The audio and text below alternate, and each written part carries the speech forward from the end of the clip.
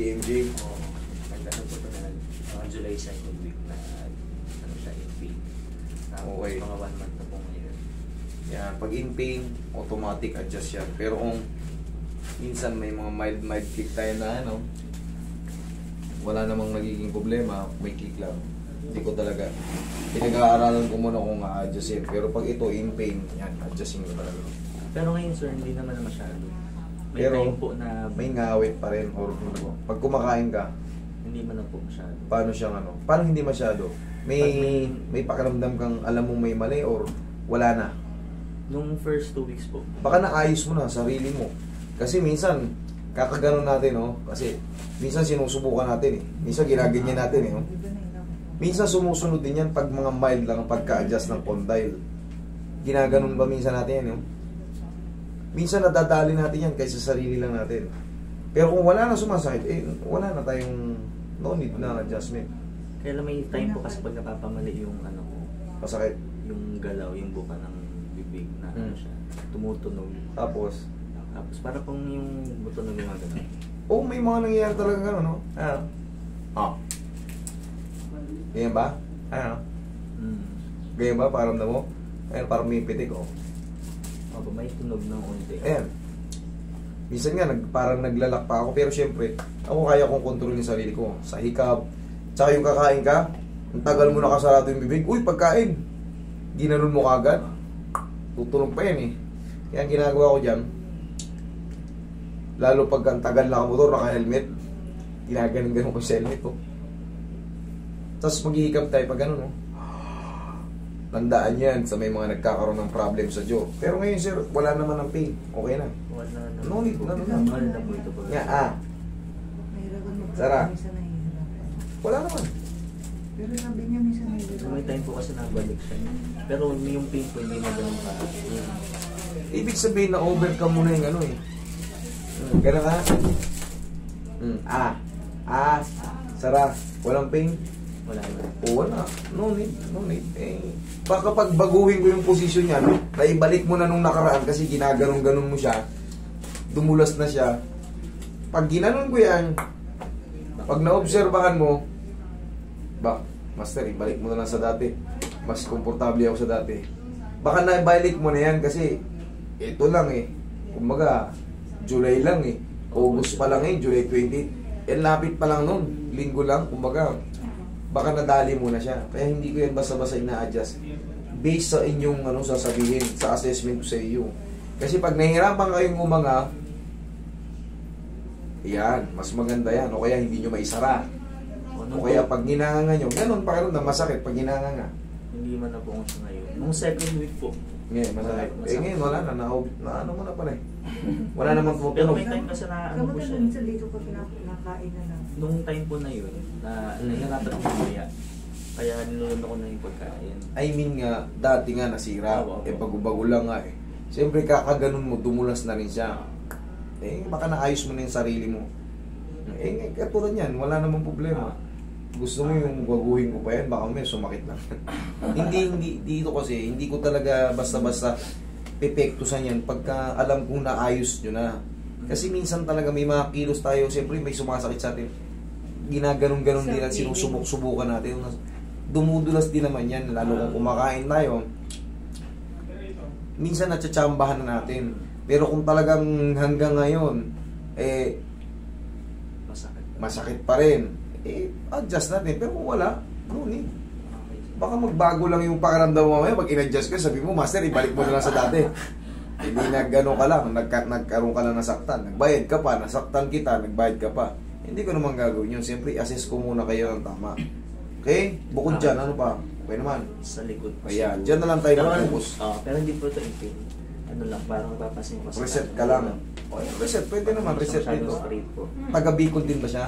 Opo. Hindi, reset na lang. Ganun na lang. Para ma-experience mo yung massage. Sayang naman yung punta niya. Hindi kasi dito talaga, hindi ko naman kailangan na gawan pa kayo ng Wala namang damage eh. Gagalaw-galawin ko kunyari para magbayad kayo. Mas gusto ko yung okay naman kayo. Mas maganda yung okay na kayo talaga. No need ng pakialaman kung talagang wala naman talaga. Hindi ako gagawa ng, hindi ako yayaman dyan. mayabang na ako eh. Hindi. I mean, hindi ko naman kailangan na ano, magsarswela. Mas gusto ko yung... Pero kung in pain talaga kayo, bakit hindi? Kung talagang kung talagang may problema. Tayo.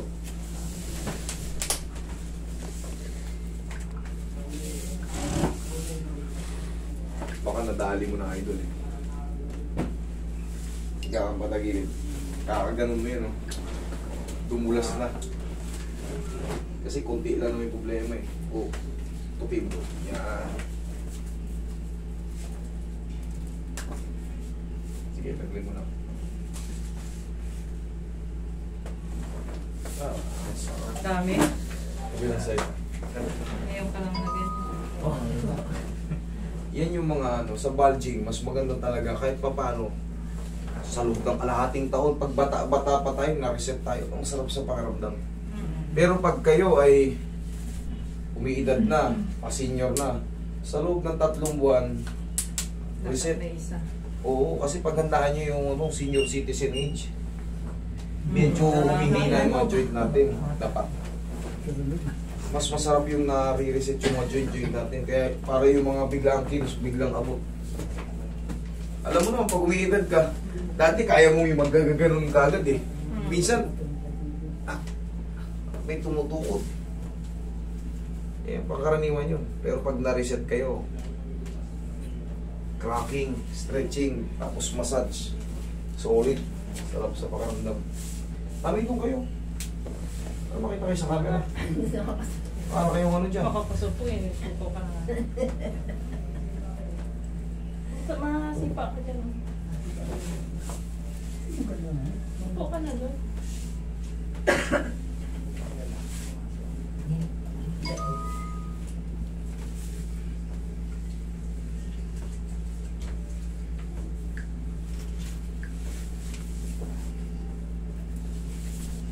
Siguro kayo yung may-ari ng mga kuprahan dun sa Bicol. Kayo yung may-ari ng mga gawa ka ng ano ron. Ang Uragon pala magaling. Ayun na. Tihaya. Kasi yung Bicol naman, Kasi yung yung iba-iba Bicol yung- sa amin, kalahati kasi doon, sa amin, Camarines Norte, Tagalog speaking town. Ah, Tapos yung kalahati, Bicol speaking town. Kaya ang salita sa amin, Tagalog. Parang sa ano, no? Kasi malapit pa sa Quezon. Quezon, Boundary Tagalog, Oo. purong Tagalog yan. Malapit kasi sa Quezon. Boundary lang ng Oo. Quezon. See you. Ang dami, no? Diyan ka lang. Okay, huwag ka muna. Huwag ka muna tatayo. Kailangan yan, pag hinata kayo, huwag ka muna tatayo kasi baka yung na-decompress, magsisirculate yun eh. In a few seconds muna.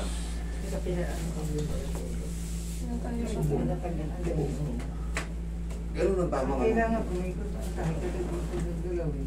Kailangan naman yung sakit. Nataranta na yung nataranta. Hindi niya na alam yung kasunod. Kasi nagkaroon ka na ng ano eh. Body language hindi. Nahilo na ako. Hindi niya na alam gagawin. Ilukin na yung ulo mo ng basta-basta. Wala na. Kasi mayroon ng comparison. Oo, yun. Isa pa yun, yun. yun ang inaano niya yung comparison ay bakit yun? Yan, masisira Dapat kayo. hinayaan na lang. Ano niyo lang muna. Hayaan niyo muna yung method niya kasi pumunta kayo sa kanya, dapat iwala kayo. Yan lang muna. Tsaka kayo mag-comment pagka uwi nyo, tapos na, ganun. Parang mas... Hindi pa tapos siguro, kukomment na eh. Ayun. Ay, kahit siyempre, iba naman yung... Oo, magkakaibang method to eh. Oo. May iba kasi yun.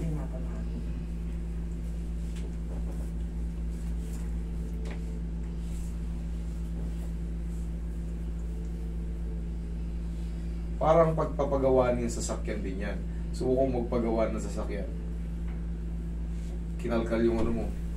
Boss, huwag mong galawin yan dyan. Sa isang mekaniko, hindi ginalawin yan. Ito lang. Masisira yun. Dito ako muna sa unang may mekaniko. Kaya nga hindi niya naayos. Kaya nga dinala mo rito. Ganon din yun. Kaya nga dinala mo rito. Kasi nga, yung unang mo mekaniko, hindi rin naayos. Doon pinakailaman. Dito yan pinakailaman. Kumbaga masisira kasi yung ano niya eh. Idea niya. Magkakandalito-lito yun. Lalo kung hindi pa veterano. Ano. Pag hindi siya veterano, kumbaga less pa yung kaalaman niya. Bago-bago pa lang na therapist. Malilito yun. Malilito yun. Pero kung sinabi niya, sige boss, dyan pinakailaman, explain ko sa'yo. Yun naman laking pangunawa. Ibig sabihin, marami na experience. Explain ko sa'yo. Dyan ginalaw. Hindi mo nadadalhin dito yan kung naayos yan doon. Kaya mo dinala rito, hindi naayos yan dyan kasi ginalaw. Dito yan, ang problema yan. Nandito problema yan. Wait ka lang. Akong bahala. Relax ka lang dyan. Yun ang mga ganong approach. Pag ganon ang approach sa inyo, kayang-kayang i-handle, kayang-kayang ipaliwanag. Veterans na yun. Okay, sir? Yan ang reset dito.